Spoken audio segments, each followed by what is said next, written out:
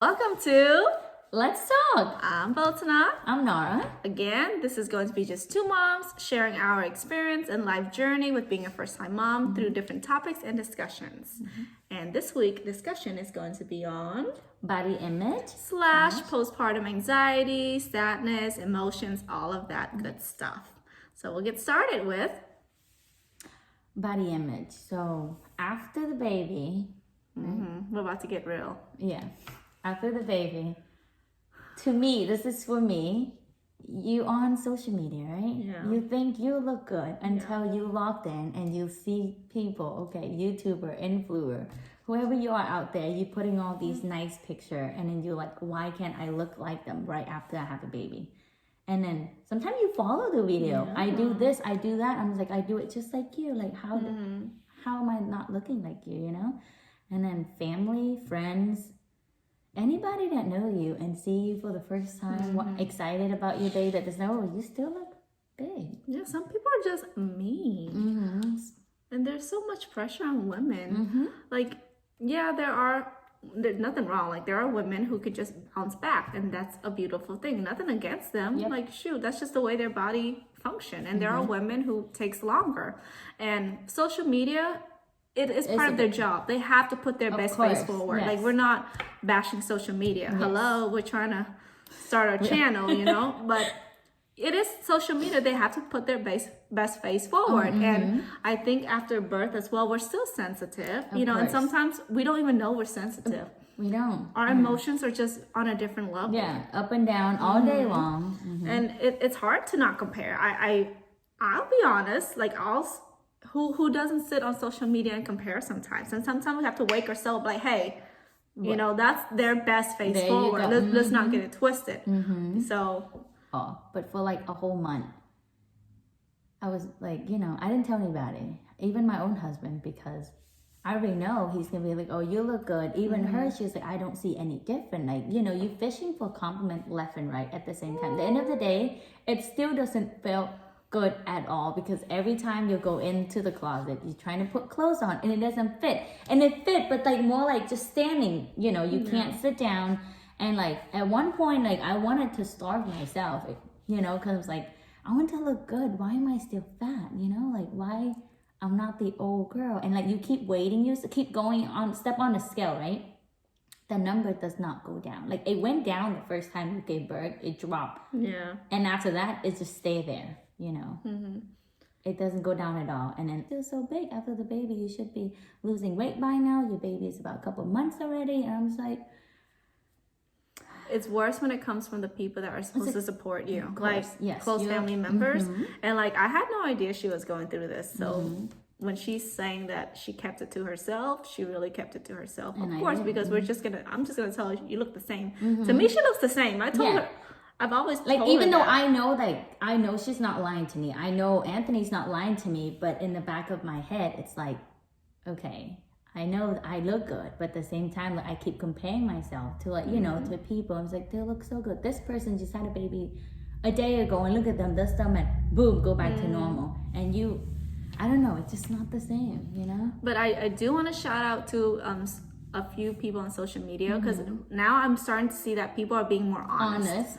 Like I've seen a few influencer, they're showing what their body actually looks like after a baby, and I think that's very important, because sometimes you need to see it to believe that you're not the only one going through this. Like for me, you can look at me and I mean, you don't know, I look the same, but trust me, I don't look the same underneath. Like my stomach is still stretchy and it's never going to go back completely. Maybe if I work out, I'll be honest, I have not worked out once since I gave birth. Maybe I work out, if I eat right, it'll tone right back up, but it's definitely different. Even though they might look the same on the outside, not necessarily underneath the clothes. And that's okay. Just, you can never win. If you're not pregnant, when are you gonna get pregnant? And then when you're pregnant, you have a baby, why do you still look pregnant? There you go. And then all of a sudden, when you can have another baby? Like, please don't ask them that. We're gonna say that for next video, yeah. But we can never win. And Never.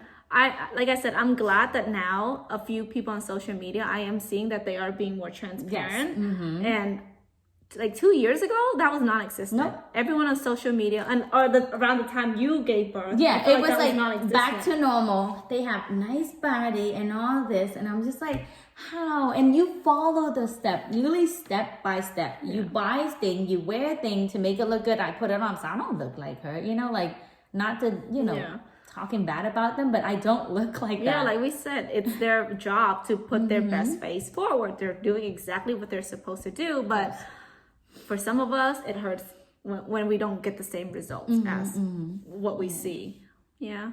So that's body image. I didn't have, like I said, my body don't look the same underneath, but I don't think it hit me as hard as it hit her with the body image.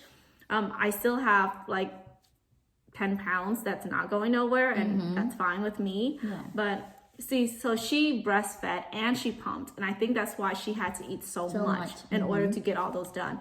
I pumped for 4 months and I was done because I wasn't, I guess, eating enough to in order to produce all that. So it's you don't win. Yeah, it's either eat and produce milk for your child or don't have milk. Yeah, so I don't know. There's no right and wrong answer. It's just what works for you, Yeah. So like I said, I don't think I struggled much with body image, but I did struggle with other things. Like I had a lot of anxiety, and I would just be sad. I don't think I had postpartum depression, not to that level where I did tell my doctor. My doctor was concerned because after birth, when you go in to get your child checked out, you always have to fill a survey asking how you are doing mentally and emotionally.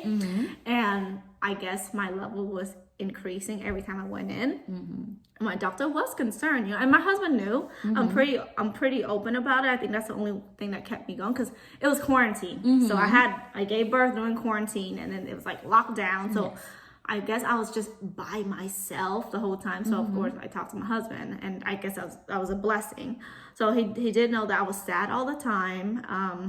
It was just, I don't know, I was always sad, but I did tell my doctor if I ever get the thoughts of hurting myself or my baby, that's when I know it's serious. Like it is serious, but I never had that thought. But I was just sad. There was no reasons to my sadness. Everything was going right. My baby is healthy. I'm healthy as can be. Marriage after a baby, I mean, hello, ups and downs, but it was never like deuces, I'm out of here, like, but it's just like I was just sad all the time. I did go back to work after 6 weeks, and that pressure was like, I think that was too fast for you too. It was just insane. Like I couldn't balance work and newborn life, and we were doing virtual learning. I'm a teacher. It was just a lot going on. So like sometimes I would just go in the shower and cry for no reason. And I was pretty open about it because I would tell her, I would tell my husband. I think that's the thing that kept me going. It would scare me if I didn't want to talk about it. Yeah, but I did. You talk about I was so really it's open. Good. Like I was I don't know. I just cry. I couldn't help it, and I mean, I don't know when it stopped happening, but eventually, I guess it. I mean, I still get sad sometimes for no reason. I mean, I feel like that's okay. We have emotions, but yeah, it was a pretty rough time, and I had a lot of anxiety.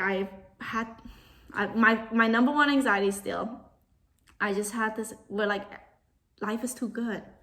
Like how is everything this good? How did I give birth, and how is my son so healthy? How is my marriage this wonderful? Like something is not right. When something too good, you always it's in the back of your mind is like something else gonna happen. I understand that was the number one thing that I went through. 3-4 months after birth, I kept thinking something's gonna hit me, and I just had this fear like I was gonna lose my son for no reason. Ask her. I had the worst anxiety. Like I would do everything by the book. Whatever the book tells me how the baby's supposed to be, I would do it because I was like, no, I can't be this lucky. Something's gonna happen to him. Like I kept thinking that he's gonna die. I don't know why. I think that. To me, I'm not saying it's depression, but there's some type of thing that you're going through that we don't know the right thing. If you know, leave a comment. We don't know what it is.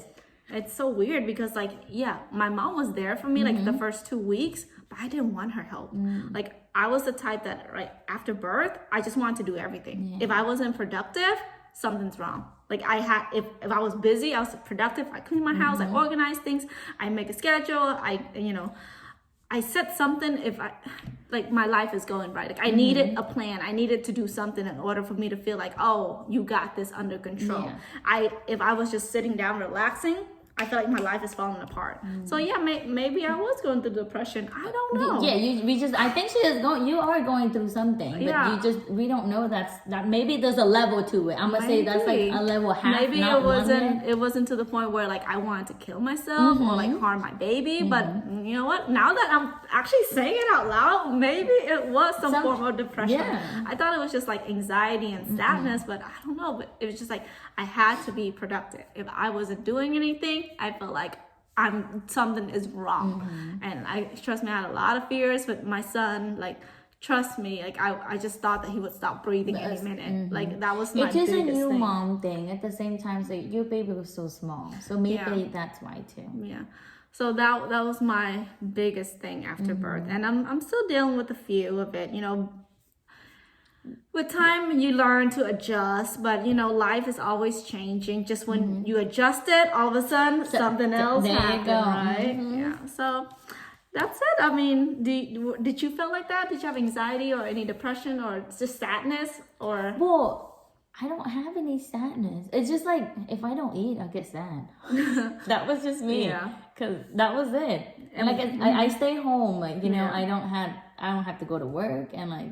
And we were just talking about how the time we gave birth was so different. Yes. Yeah. Me, it was the time that everything was shut down and I was just alone. And then you couldn't go out too. Nowhere. So maybe that's why, because she's like, it's like you walking in, you just had a baby, you want to go out and see other things, Like for me, it was different because even though I'm alone, I take Liam out. We go shopping, we go out, go to the park, we go eat. So it's like you're away from home and like your mind is just, in a better place. Like and I guess I was just stuck at home and like I look around and I feel like if my space is organized, if everything looks right on paper, then maybe everything is okay.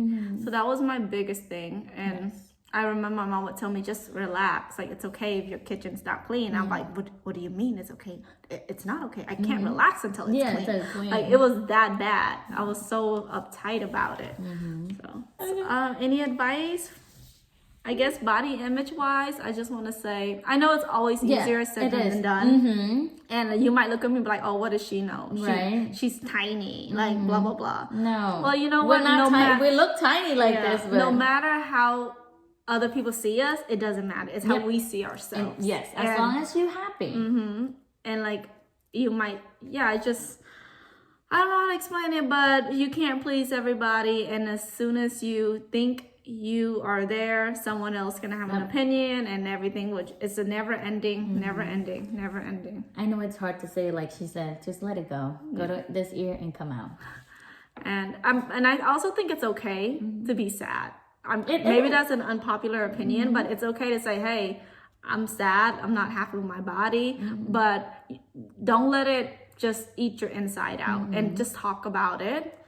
And I wish she would have told me sooner. I mean, I guess it wouldn't really have changed much because I would just tell her, you look fine. Yeah. Because I do think she looks fine. Even though I know, like, you would say that I look fine, but at the end of the day, So I think that's the only thing I did right. Is like when I was sad, I would tell people, I'm sad. Like, I'm crying for no reason. Find a friend, a family, a partner, anybody that, Yeah, because who knew? I think it would have escalate into something bigger if I just kept it inside. But I talked to my doctor, I talked to my husband, I talked to my family members, friends, whoever was willing to listen to me, like, hey, I'm sad.